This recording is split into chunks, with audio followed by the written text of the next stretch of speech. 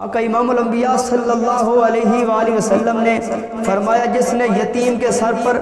شفقت کا ہاتھ پھیرا، مہربانی کا ہاتھ پھیرا، رحم کرتے ہوئے ہاتھ پھیرا، اللہ رب العزت اس کے ہاتھ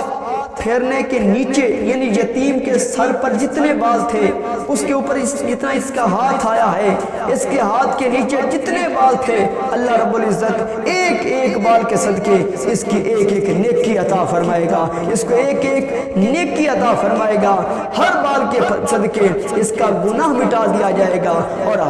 ہر بال کے صدقے اللہ رب العزت اس کا درجہ بلند فرما دے گا۔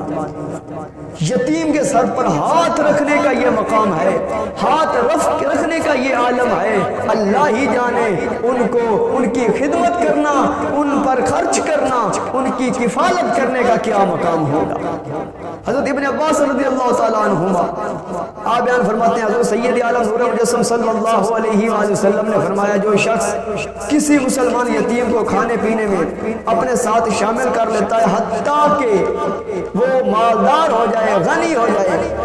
تو ایسے شخص کے لیے اللہ تعالیٰ جنت واجب کر دیتا ہے۔ ہاں لیکن شرط یہ ہے کہ یہ جو مالدار ہے یہ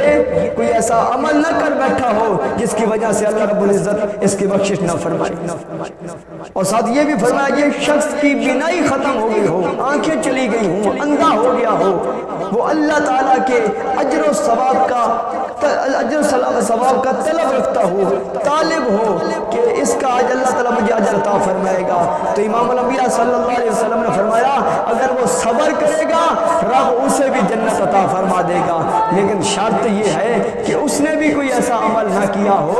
جس کی وجہ سے اللہ رب العزت اس کی بخشش نہ فرمائے۔ اور تیسرے جگہ پہ آپ نے پھر ارشاد فرمایا جس شخص نے اپنی لڑکیوں پر، اپنی بیٹیوں پر خرچ کیا، اپنی بیٹیوں پر خرچ کیا حتیٰ کہ بیٹیاں یا پھر ان کی جوان ہو کر ان کی شادی ہو گئی ہوں یا فوت ہو گئی ہوں، تو آقا امام الانبیاء صلی اللہ علیہ وآلہ وسلم ارشاد فرماتے ہیں اس شخص کے لیے بھی اللہ رب العزت جنت کو واجب فرما دیتا ہے، لیکن شرط یہ ہے کہ اس سے بھی کوئی ایسا عمل سرزد نہ ہوا ہو جس پر اللہ تعالیٰ اس کی بخشش نہ فرمائے، کوئی ایسا عمل